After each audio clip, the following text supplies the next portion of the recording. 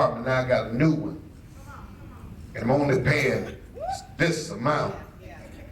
And I got 2 bedrooms and roof over my head, and I got food, and my kids are clothed. And I see y'all just casually say, oh, praise the Lord. I mean, have you understood 2 years of God blessing somebody without having a job, without having a way out?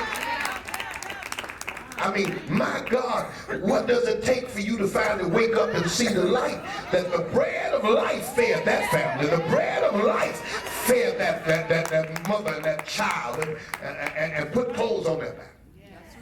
It is important that we as believers see that the tax of the world does not delay the blessings of God. Say that one more time. Whatever the taxes of the world, whether it be government taxes, gas taxes, house taxes, community tax, whatever it is, just the taxing of living day to day. Do you know it costs you to die now? You can't die free. You in life talking about, I'm going to commit suicide, you got to have some money to leave. Come on, talk to me. It costs you to die. You got to pay the undertaker. You got to pay the doctor. You got to pay the mortician. I mean, you got to pay what's the person that embalms you? He works for the mortician. You got to pay the limousine driver. You got to pay for the musician to play, for a place to have your funeral, and you got to pay for the cemetery plot. You got to pay for the box you lie in. I mean, and the only one you don't pay is the preacher. We tell you we need to get paid, you say, I'll pay you later. That means you're dead, you ain't got to worry about it. But it costs you to die. Yes, it does.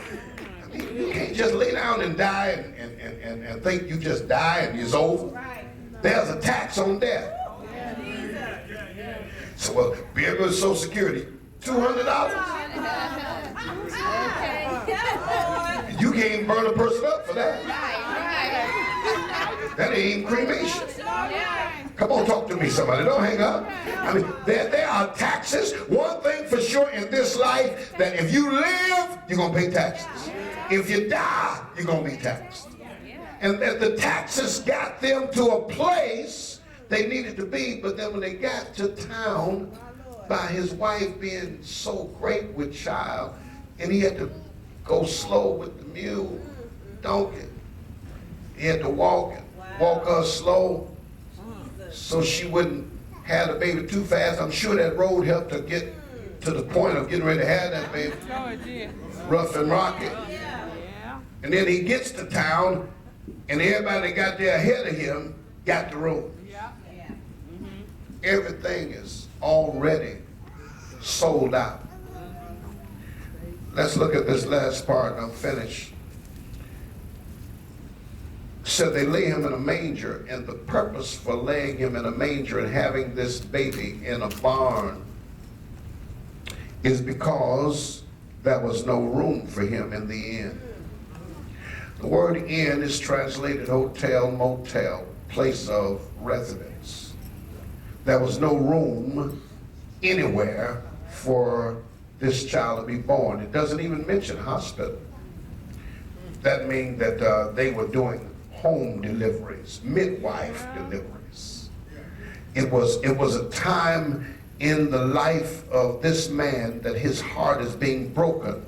First of all, it's God's baby. Secondly, this woman is a virtuous woman that I've never known in a biblical way. Now I'm obeying the government to go back to the place of my lineage to be taxed. And when I get here, there's no place for this child to be born. I just want you to picture this. In this life today, it seems as though we continuously leave no room in the end. We make room for everything else. But when it comes to Jesus, we want an hour service. We want to come when it's convenient.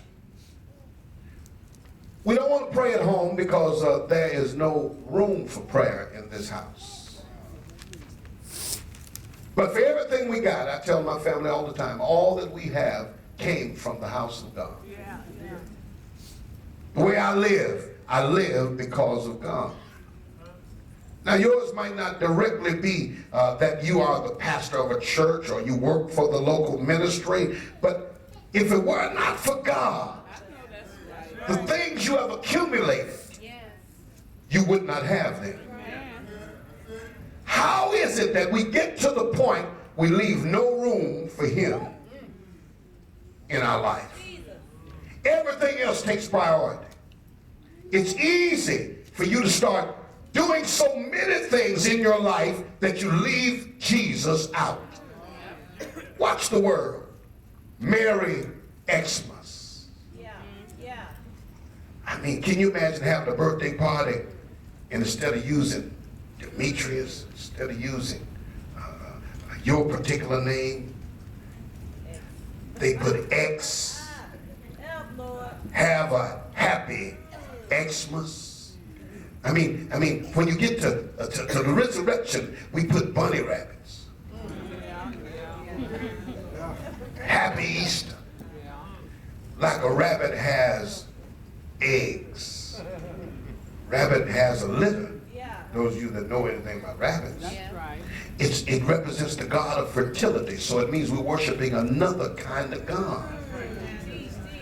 The God of fertility is not the God that we worship. Isn't it amazing, get this, that people get mad with me when I say ain't no Santa Claus. So you want me to lie rather than tell you the truth. Folk get on TV and go say, they shouldn't tell children ain't no Santa Claus. It ain't. Ain't no